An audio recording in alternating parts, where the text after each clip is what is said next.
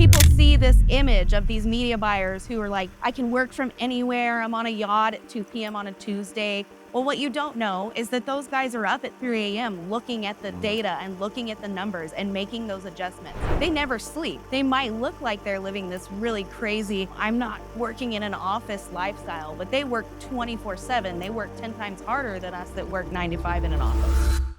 Everyone loves you in the industry, by the way. When you came on board, I got so many phone calls like, Dave, you got the Michael Jordan of paper call. So I started in adult dating. The adult dating world is somewhat black hat. So I got to see a lot of different things and a lot of different ways that black hat affiliates make money. What are you seeing in terms of common factors in people that are successful in pay per call? At the end of the day, to be successful, you can't just send really low quality traffic. I think real good business people are paranoid. Yeah. Doesn't matter how much fucking money you made today, tomorrow's another day. I live for my partners. The money is great, the money will come, but having that long-term, really in-depth, deep partnership with your client, it changes things. So anyone that's new in the industry, right? Maybe you're trying to crack pay per call, what's your advice to them?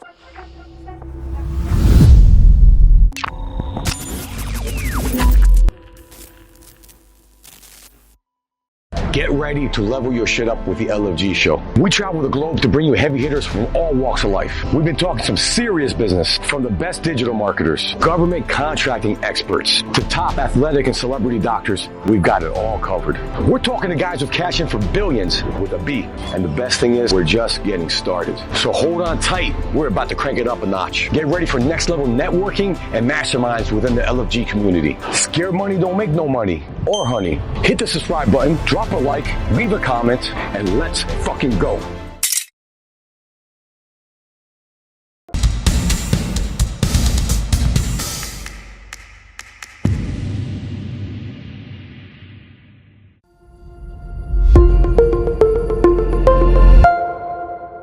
Yo, we're wrapping up Affiliate Summit East 2024 New York City.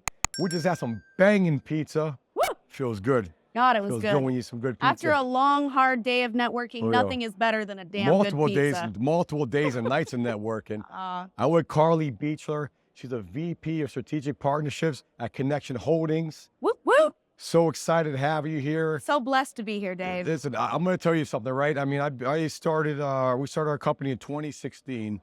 And it's you know, it's a lot of ups and downs when you're in business. Yeah. When we have the right people on the team, it makes things so much easier. And people that are like good personalities, people that jive really well. And I'm really excited to have you in the team. And it's good timing, you know, what we have going on. Great timing, honestly. I'm so happy to be here. I'm so blessed to be with such an amazing team. You and Ed have hearts of gold, and so does the rest of the team. And finding that cohesivity is very hard in the corporate space. That's a great word, by the way. Cohesivity. Yeah, I love it. And listen, we're sponsored by Ringbar, right? We got the Paper Call Revolution book, a lot of paper call activity, and that's what you're on our team for, to build out the paper call. You got a lot of experience doing that. But before we talk about it, let's talk about your history. Listen, everyone loves you in the industry, by the way. But when you came on board, I got so many phone calls like, Dave, you got the Michael Jordan of paper call. Like, seriously, people told me this, and I had witnesses to prove that shit.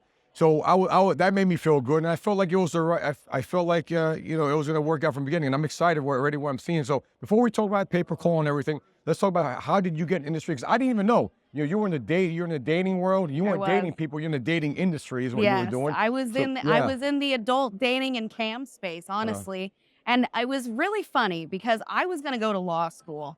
And I took the LSAT and I got flying colors, and I could have gotten a scholarship to really any law school that I wanted.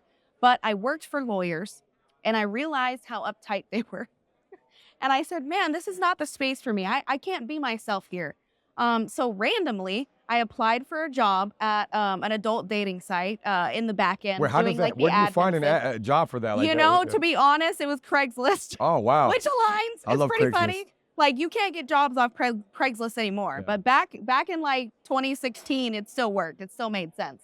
So there was this weird random job posting for like a community manager kind of role, doing stuff with affiliates as well.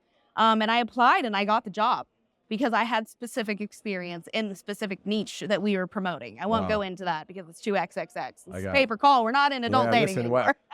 we keep it PG on the show. Keep it PG. Psych. But anyway, so I started in adult dating, and the adult dating world is somewhat black hat. It's somewhat gray hat. It's a lot different than the insurance and finance white hat space. So I got to see a lot of different things and a lot of different ways that black hat affiliates make money. And especially in the dating space, you know, chat traffic is a thing, native is a thing, co-reg is a thing. And it worked really well in dating and we made a lot of money. And it was exciting because I live for my partners. Like the money is great, the money will come, but having that long-term, really in-depth, deep partnership with you know, your client, your customer, it changes things. It changes the game because that kind of deep partnership solidifies their bond with you. And you know, everybody I think wants to have that kind of family mentality when we think about our work. You know, people say don't work with family, it's bad. And maybe that's true, but I love having that idea and that love in the space with the Connection Holdings family. You guys are a family. You might be all from, you know, different mothers and fathers, but at the end of the day, we're a family and we're building something great together that we probably couldn't build by ourselves. Yeah, you're and right. that about is that. beautiful. Yeah, I love that. I love that what you said about that. And you know, you talked about with dating and everything. Like people think it sounds like perplexing. What it is? My first affiliate world I ever went to was in Bangkok in 2017. And I remember seeing all these dating companies and like porn companies. I'm like, what the hell is all this? But there's so much activity, so much traffic goes through there. I don't think people understand how much money is still made in the dating space. There are whole ad serve networks that dominate these porn sites. And there's so much money that's made in ad revenue on these porn sites. They rule the fucking ad space in the adult. And you know, my best friend is still like almost the CEO at kink.com. I'm still very involved in the space. I still know a lot of people. Funny thing to see a bunch of adult dating people now coming over to the pay-per-call space, which is great because those people know how to market. They know how to network. They know how to media buy. And teaching them pay-per-call has been the best thing for me. Yeah, and I think that's the amazing thing. And you see a lot of people, you know, people that have gone from e-com to lead gen, or they've gone from lead gen to e-com. Very popular that. Yeah, and it doesn't always work. Like Ray Sinlad was on the show, a good friend of mine. Love Ray. Yeah, he was crushing e-com, and then he got into lead gen. It took him a little while, but once he cracked it, he freaking cracked it, right? Once he cracks it, he cracks it. Yeah. And you know, affiliate marketing used to be this thing that just anybody could get into. And in a sense, it still is, especially in the adult dating space where you can get the free traffic on Craigslist and things like that. But the pay-per-call space and like the nuances of it are so different. And it's so much more complex, like you said, than just regular lead gen, e-com, drop shipping, what have you. There are nuances that come along with pay-per-call that don't exist in any other kind of lead gen space, in my opinion, personally. So when you talk about the nuances, let's dive into that. So obviously those nuances create challenges, right? I talked to Peter Day earlier, interviewed him. Right. Yeah, I didn't realize that the kind of numbers he was putting. He said days, 7-figure days, million+ days, right? Yeah. And he's the one. He doesn't care. So give me any offer, we'll try it, and we know that maybe 5% of the time it's going to work. Yeah. When it works, that's what I live for. That 5%, right? Right. So obviously there's some challenges, and I think most people give up with those nuances, those challenges. I mean, would you agree, or what are the biggest challenges in those nuances? They do, but you know, with great power comes great responsibility, right? You can do those $1 million days in pay-per-call with the insurance, the finance products, the mass tort products, the MBA products. You can do those giant days. And yeah, you could do those days in dating as well. You can do those days in any kind of lead gen. But the consistency and having the monstrosity that are these big debt settlement parent companies and these big insurance companies, like insurance companies have pockets that don't end.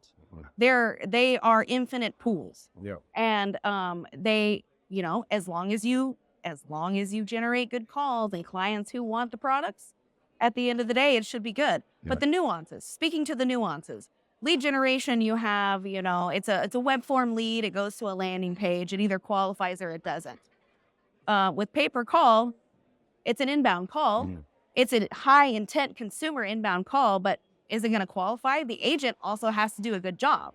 That's what a lot of people don't realize. Like, oh, maybe, you know, the affiliate's generating bad traffic. Well, at the end of the day, it could also be a bad agent on the buyer side. 100%. And so these are a lot of things that you have to think about in pay-per-call, and a lot of things that you have to kind of essentially be privy to, be aware of, because it will affect the ability to scale these things, and it will affect the ability to strengthen the relationship with your partner. And you have to be on top of it almost so much more than you do lead gen because of those nuances, because people are paid to sit in a seat and answer calls. And that is a different kind of cogs. It adds more into the cogs.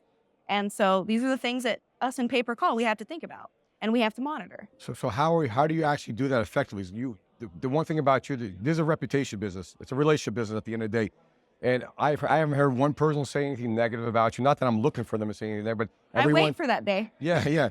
And that's the same thing with me, right? We try to do the right thing, but what are you seeing in terms of the common factors and kind of like people that are successful in pay-per-call or lead gen in particular? And do they have big teams, or I guess you've seen it all at the end of the day. So that's what I'm trying to get to. It depends. Yeah. Honestly, in pay-per-call these days, you have to have some kind of investment capital to do the media buying. Yeah. At the end of the day, to be successful, you can't just send really low quality traffic. The high quality traffic comes from investing in the media buys, whether that's a Google, a TikTok, a Facebook, a YouTube, SEO kind of media buying, any of those things, it just involves more. But what do you think is the kind of like, I don't know what this is, a secret sauce, or what's the affiliates or super affiliates that you see make it happen? Is there a common denominator with all of them? Or like maybe two They're magic motivated, ingredients? Yeah. They're passionate, they don't sleep, they eat, breathe, and drink media buying. And I mean, to be a successful media buyer, it doesn't stop. People see this image of these media buyers who are like, I can work from anywhere. I'm on a yacht at 2 p.m. on a Tuesday. Well, what you don't know is that those guys are up at 3 a.m. looking at the data and looking at the numbers and making those adjustments. They never sleep. Yeah. They might look like they're living this really crazy, I'm not working in an office lifestyle, but they work 24/7. They work 10 times harder than us that work 9 to 5 in an office. Yeah. Because they're freelance. They have to. Yeah. All of their money depends on how much they push themselves. And I think what you said, it comes down to that they're obsessed with it, right? And they're obsessed with it. They're looking at the data, they're looking at the numbers, and they're good at recognizing patterns too. Yes. Right. And when they catch a pattern that works, they press the gas on that. Yes. You have to know when to be dynamic, when to scale, when to pull back, when to pivot. And sometimes those things are hard. Like if you're used to doing one vertical or one type of traffic source for years, pivoting is difficult for you. But the really good media buyers are dynamic in different types of traffic sources.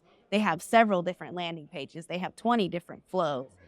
They test different verticals. They test different niches. They test, and they never stop.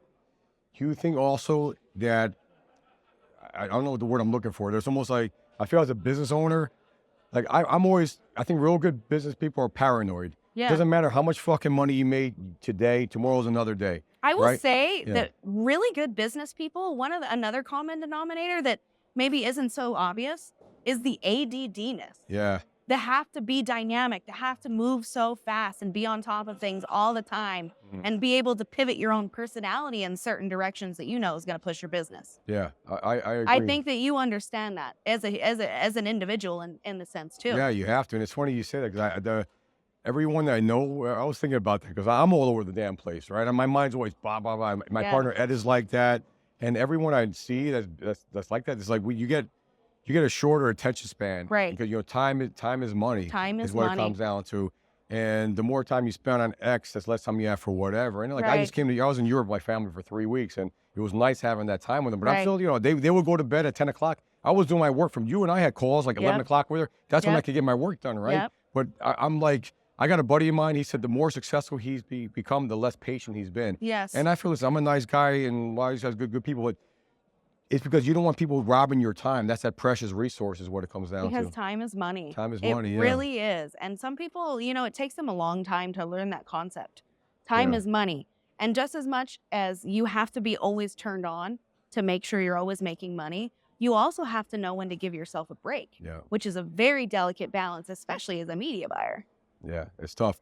And then letting go of the reins too. So what is it? Letting go of the vine from the Traction book? Exactly. Yeah, a great book, by the way. So good. So what I was going to say is that, you start off as a one-person shop, one-person media buying. Maybe you get to 2, you get to 3. But how have you seen people make that transition? Like, let's take a Peter Day, for example, right? He started with his brother, putting up big numbers. Yep. Now they got a big team, people all over the world. So how do you think, what's been the current common denominator of media buyers or teams that have gone from just being a media buyer to actually assembling a team? You What have know, you they seen? take all of that revenue and they put it back into the ad spend. Mm, And that's how you scale. You yeah, know, it's kind of, and that's the benefit when people talk about networks versus direct buyers. Usually a thing with direct buyers is they have long pay terms. yeah, Net 45, net 30. Well, the networks can pay net 7. And if it's a really good media buyer, they pay you the next day. yeah. And being able to put those funds back into the ad accounts to further push the campaign is priceless Yeah. for media buyers. And I was gonna say, you remind me. I interviewed Michael Walker. Yeah, love him I too. think, yeah, I met, I don't know, this is in Colombia a few months ago in Medellin, and I know he puts up big numbers, and I'm like, how do you manage? Obviously, if you're doing hundreds of thousands a day in a week, that adds up to millions. In a month, that could be 8, 10 million that you're out there. Yeah. So I'm like, how do you manage this? So, you know what he did? He would have conversation with the buyers. These buyers were net 30. He's like, listen, for this to continue, I need to get paid next day or whatever. Exactly. But he knew the value of his leads, and because of that, he had leverage. He was able to get them to pay next day. Right. I've heard some people that pay like within 6 hours. Yeah. Have you seen that before? Yep. And yeah, Sure have. And Yeah. damn, I will tell you, it really does help the scalability of the product. yeah, 100%. Age data. There's only a few months left of this. A lot of different ways to monetize data. Data is a very broad term. There's a lot more money in it. You already spent the money. Let's just say it cost you $10 for a Medicare lead. You make $1 million in sales, you really only made $100,000. And you might not get paid by your advertiser. What if I can get an extra 50 cents, $1, $2, $3 per lead in perpetuity? What does that do to my marketing campaign? What does that do for the stress of the profits of my company? A percentage or two at those kind of numbers are huge as moving the needle. So for us, what I love about age data, the hard part's already been done. Now it's just the revenue left for your company. What would the extra 10, 20, $30,000 a week do for your business? Absolutely. All of our big partners are making hundreds of thousands, if not millions a year with us. They're never going to have this gold rush again. Well, that's why I'm excited to have you in the team, because for us, pay-per-call has been this kind of, I don't want to say it's elusive, but it's just kind of been elusive. It's been a thing where we'd make good money one month, next month we wouldn't. We're like so inconsistent. We've had some good open enrollment periods of Right. time. Good one 2 years ago. Did not so much last year, right? But it's also because it was newer for us. We didn't have the right team on it. People that cared, but they didn't understand it like they should have. Right. Then on the website, web forms, we've been doing it for a long time. That's been our bread and butter. Age data, good call centers, good. When it came to pay-per-call, we're up and down. So that's why I'm really excited to have your team. I can already tell. I'm talking to people. We talked with someone that I met in Dubai a while back. I could never get him going, and I think because I just had the person who was managing that account didn't know how to speak the language.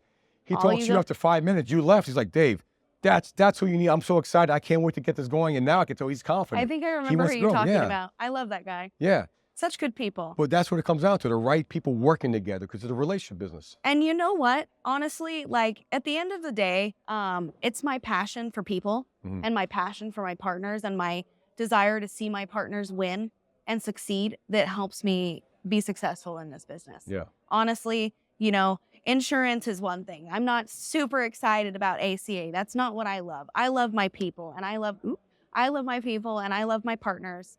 And I love seeing them win, and I love seeing them scale campaigns and be able to put more money and grow and grow and grow and grow.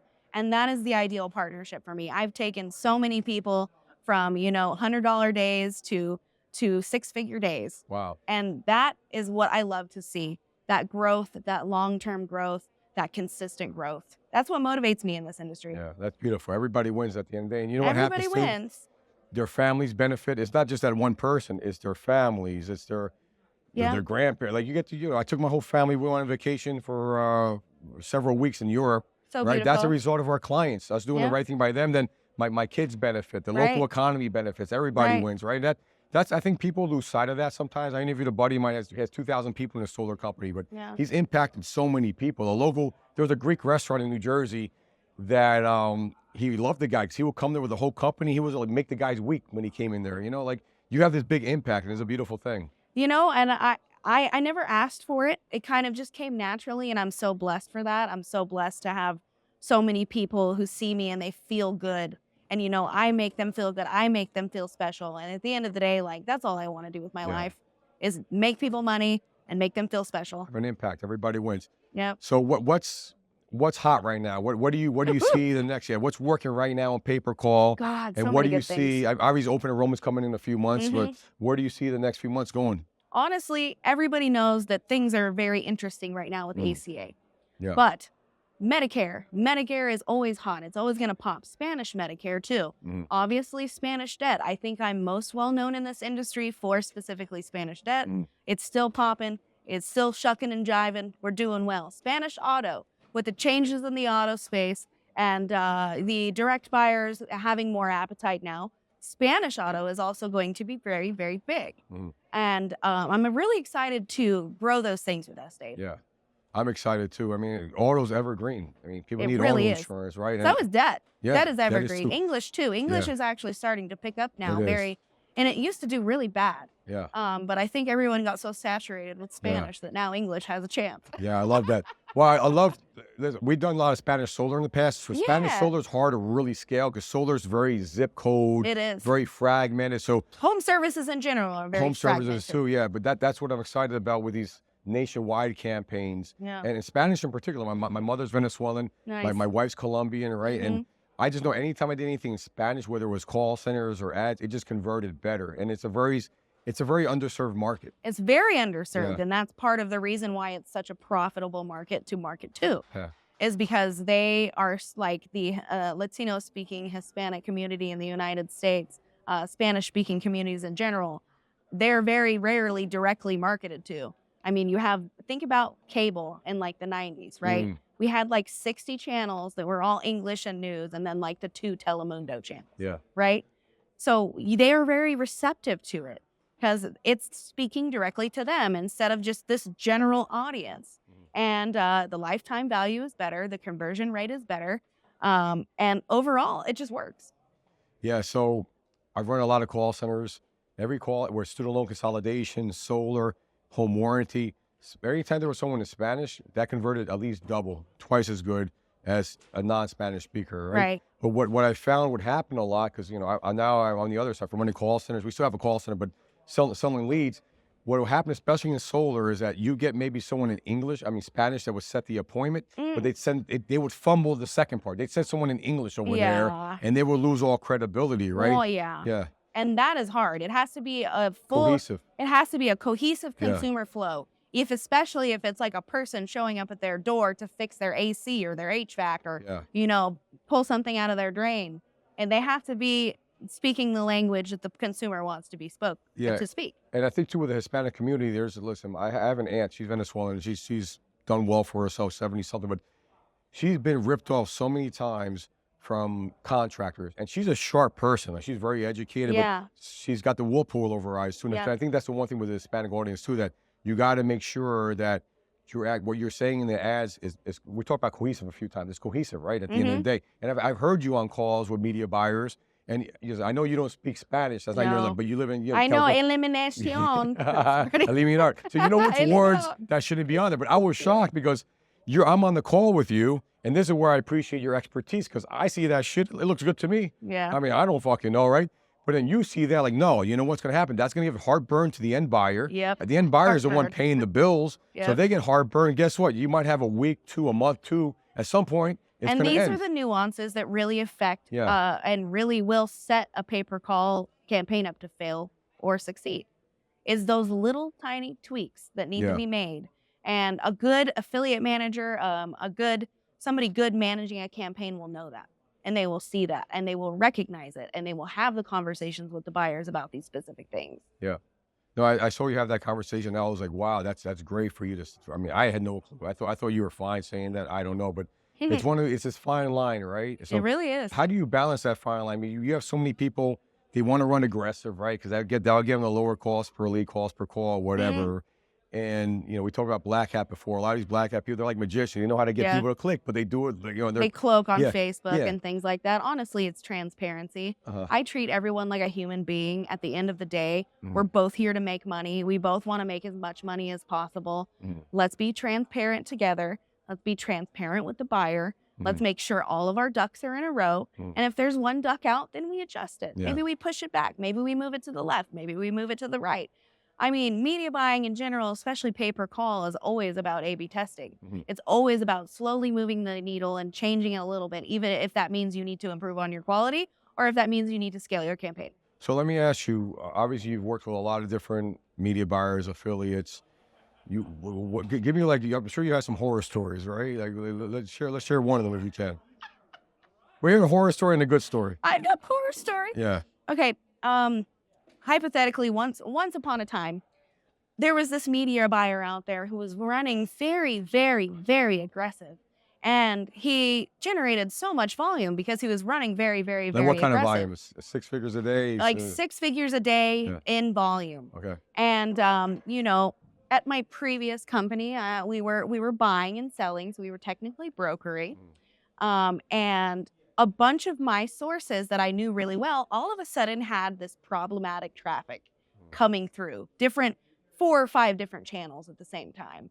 And it was very confusing to me because it was abrupt and it, you know, the buyers shitted on me because of it. And I was like, where is this coming from? Turns out it was one very lovely specific media buyer, you know, just sending it to everybody. And unfortunately, because it was, you know, unfiltered and it just didn't work for the buyer, that was a horror story. Yeah. And I love this man to this day. He probably knows who he is if he watches this. But, you know, it's about that. Like, you have to be on top of it. Yeah. You have to talk to people. If you're going to run super aggressive, if you're going to run like crazy aggressive, then we have to let the buyer know. Yeah. So the buyer's agents can learn how to churn and burn those calls and convert them. Yeah. Because there's nothing wrong with aggressive at the end of the day if the buyer knows how to convert those calls. Correct. Positive story. Sometimes people come out of the blue who can change your life in a day because they have, you know, they have the investment capital to spend on these ads, to put massive media buys out there. And it really can change a network's day. It changed the progression of a network in a day because of how good it is. And I love the randomness of those, you know, hidden media buyers. Maybe they don't go to shows. Maybe they came from the e-com space and they're just now trying out pay-per-call. Maybe they were drop shipping and they're just now trying out pay-per-call. But these guys have the skills to succeed very fast with media buying, and they have that investment capital so they can put it behind the ads and blow things up very quickly. What kind of investment capital are you talking about? Is it like media buy, spend, being able to put money into the ad spend to get calls or get traffic to your landing pages, filter that traffic, and get them to call in. The CTA. What kind of money though, in terms of like? Probably $10,000 a day if we're really talking about some heavy hitters there. Yeah. Even more than that. That's probably only shaving the surface for some of them. Yeah. You know, I know a media buyer who's very open on his Instagram, and he will have weeks where he puts $600,000 into the ad spend. I know who you're talking about. Yeah. Yeah. He put his revenue price like amazing. He puts it up there, and like good for him because he's showing people what you can do in the industry if you have the ability to put the money behind it. Yeah. And there's so many people out there investing in things, like people fucking investing in Dogecoin. Fuck Dogecoin. Fuck Bitcoin. Come put your money into pay-per-call, bro. Wow, you're right though. When you think about it's like universal index life insurance. It's all about a risk and an investment and a risk, right?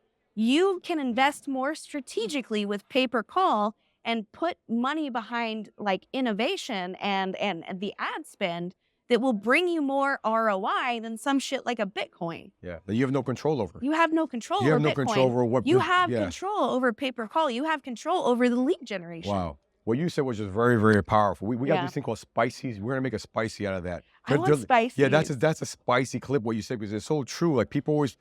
You have some politician come in, someone gets elected, and guess what happens? They change the whole rules. They're like, oh, Bitcoin's illegal, and then the shit goes to zero, right? Yeah. Or a rumor could make that happen. Whereas it doesn't matter who the hell gets it. I don't listen to me.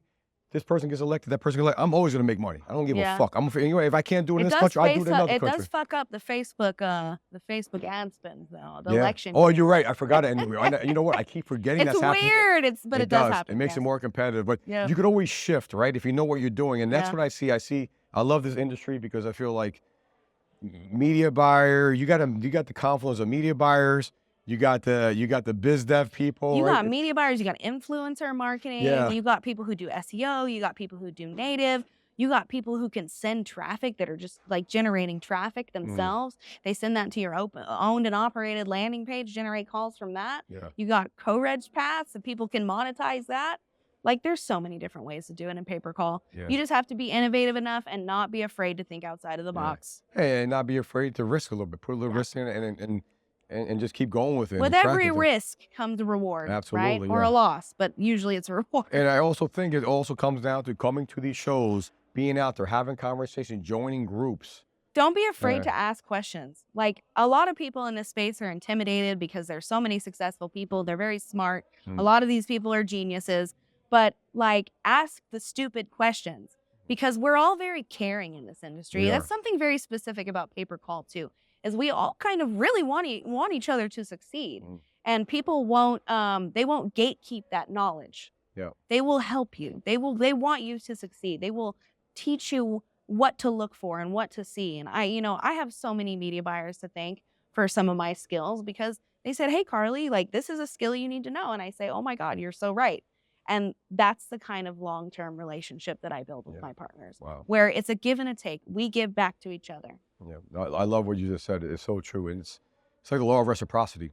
Yes, You help somebody out, and listen, it might not always come back, but you do it enough, it'll come back in some form. it's And reciprocity. you never know when. Yeah, You never know when that's going to happen. correct. That's great. It brought me here. It brought me to you. Yeah, for sure. God, I'm freaking fucking pumped, man. All right. So one last thing I want to say, it's funny because I was here, man, 2 months ago in New York, Geek Out. Geek Out. Yeah. They had an event here a couple months ago, and man, the vibe and I was part of the first Geek Out. I helped James Van Elswick set that whole thing up. I was a sales guy signing people up. Nice. So I've seen the evolution of it. But there was a nervousness in the air. Yeah. Because of all these changes with ACA, people weren't getting paid. This company's going out of business. It reminded me of solar when all this turbulence happened there. Right. But there was like a shadow, like a black cloud, like something. It wasn't like all messed up. I felt a little bit lighter vibe here. Like there's more kind of hope now. People are like maybe they've gone away from that, right? And people did in you feel that too, or- people in pay per call aren't scared of anything. yeah, We are so innovative. If that doesn't work, we'll find the next thing that does very quickly. 100%. Very Yeah, so quickly. that's what I saw here. It was a nice feel. It wasn't like, I don't know if that was May or June. But I don't think it's going to be a problem, honestly. Yeah. Even at this point, I'm hearing things from buyers that it's not the dark shadow cloud that a lot of people think it's going to be. Yeah, I think people got nervous. At the end of the day, it came out some advertisers going out of business too. People are owed money. That's never fun when that happens, right? That sucks. Yeah, but it's a very, what do you call, I don't know, perseverance. A lot of perseverance. Yeah. A lot of like, you get down, you come right back up, and we help each other out. It's what it Right. comes down to. I'm excited. I'm so excited. Yeah. So anyone that's new in the industry, right? Maybe you're trying to crack pay-per-call. What's your advice to them? Someone watching that, has a lot of questions, doesn't know where to begin. Study your product. Yep. Don't just rip and run. Don't just rip people's creatives. Have some authenticity and make your own shit. Even if that means you use an AI service or you use an outsourced person off Fiverr. But make your own shit. Invest the money to not rip. Invest the money to start slow. Do it right. Scale it right. And don't be afraid to ask stupid questions. Yeah, I love it. Last question. Yeah. Biggest day you've seen in pay-per-call? Oh, damn. There was a couple of really good days. 800K? Wow, Yeah. 800,000 in one day. 800K. It's out there, and to hear it from you, I could say it, but like hear it from you saying, like you've seen it on the inside. I haven't seen numbers. I mean, I haven't personally, but I've heard that it's out there. When seeing is believing at the end of the day. It really is. Yeah. Put your money where your mouth is. Yeah. No money, no honey. No money, no honey. And great way to end the show. Carly, super excited you have been on the team. Can't say that enough. How can people find out more about you? How can they contact you? Honestly, you can hit me up on Skype, carly.croft. I have an old legacy Skype. I have my Yeah, I was going to call KB it Croft. What the fuck is that? yeah, That it's sounds my like old dating name. wasn't that a cartoon? Not cartoon, a fucking video Laura game? Croft Tomb Raider. Laura Croft, Yeah, that's what it yeah. was. So Yeah. back in the dating days, they let me choose a fake last name for privacy. Yeah. So I was like, oh, well, I'm gonna be Laura Croft Tomb Raider because I'm a badass. So that's I like why. But you can reach me at kbeachler@connectionholdings.com. You Nice. can reach me at carlybeachler.com. And you can reach out to Dave, and you can get to me through Dave. Yeah, absolutely. You're going to see a lot more of her. We're going to have her a lot on the LFG show. It's going to be fun. It's going to be really fun. I'm Can't glad wait. to have you in the team. Every day Still I'm a fucking blessed day. and thankful. Good shit. All right, let's fucking go. You heard it. Let's fucking Get in touch with go. Carly. You want to blow up pay-per call? Want to put up some big numbers? She's your gateway to making this shit happen. Let's fucking fucking go. No money, no honey, baby.